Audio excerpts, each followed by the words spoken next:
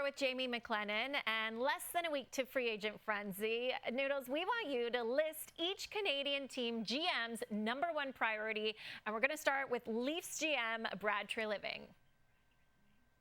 Well, he used the word DNA, and I know that might be a swear word, but if you're taking a look at maybe changing the DNA of this team, I would look at a guy like Brad Marchand, who certainly did that for the Florida Panthers and really injected some life to help them win back-to-back Stanley Cups. So that's the #1 focus is certainly if Mitch Marner moves on, you're going to need to add some skill, a different look, or maybe a different attitude, thought process up front. A guy like Brad Marchand fits the bill.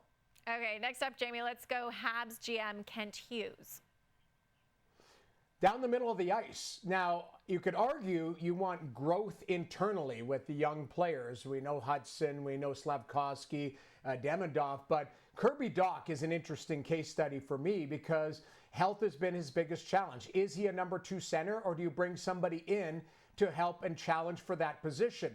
All you do is add depth to that position if Dach is a #2 and you bring somebody in who is a #2 that can slide to 3. So I think that's where Kent Hughes will be focusing on is internal growth and a #2 centerman, whether he has it in-house or brings somebody in.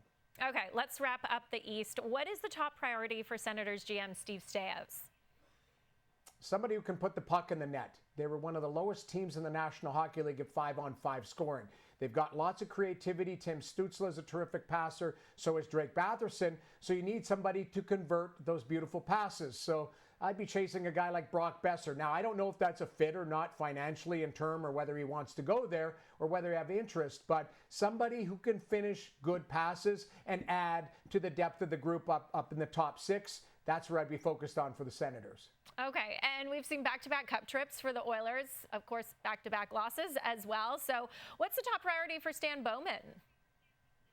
I think it's a goaltender, or just different look of goaltender. Maybe even a lateral move. You've gone to Stanley Cup finals, like you mentioned, back-to-back years. Stuart Skinner has had 2 resets during the playoffs. So maybe it's either somebody to push him or you completely move him out and you keep Calvin Pickard, who won 22 games for you in the regular season, went 7-1 in the playoffs, and you bring in just a lateral move, a different look, somebody with a different style to try and get over the hump to win a Stanley Cup in Edmonton. And Jamie, we watched the Jets win the President's Trophy this past season, but then they came up short in the playoffs. What does Kevin Cheveldayoff need to get done? I think he just needs to sort out what he has. And what I mean by that is he made his move with Jonathan Toews come in. But what is Jonathan Toews as a player right now? In a perfect world, he probably needs a #2 centerman.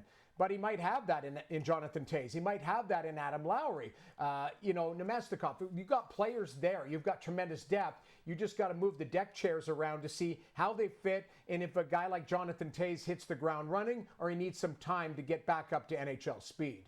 As we make our way around the West, how about Patrick Allvin and the Canucks? Well, I think they have to sort out their goaltending situation. You've got Thatcher Demko with 1 year left. You've got Kevin Lankinen, who signed an extension, a multi-year deal. And you've got Sheloffs in the minors, who just won a Calder Cup champion and is going to require waivers. So you're going to have to lose one goaltender or trade one goaltender to make room. Is Thatcher Demko the guy that can regain his form and you sign him to an extension, or do you move him? Or do you allow Sheloffs to get picked up in waivers? So there's some decisions to be made there. I'll add another point in there. How about some confidence for Pettersson? That would be nice. You see Evander Kane gets added there. That might help the process along. But in the end, you've got some work to do in Vancouver, in net, and with the confidence of Pettersson. Okay, lastly, the 7th Canadian team, the Flames. How about GM Craig Conroy? Well, Craig Conroy is in a position of strength, we'll call it, because he's got some players that are coveted through the National Hockey League. You've got to sort out a Rasmus Anderson situation, but you also need a backup for Dustin Wolf because Dan Vladar is unrestricted. Now, you've got Cooley, who's an incumbent, who's on a one-way contract, very low, and you might bring in somebody else to battle for that backup position because you do need to give a pathway for Wolf to play more and more games to establish himself as an elite #1. So multiple situations in Calgary as well to deal with Rasmus Anderson moving forward and the goaltender who's going to play with Dustin Wolf.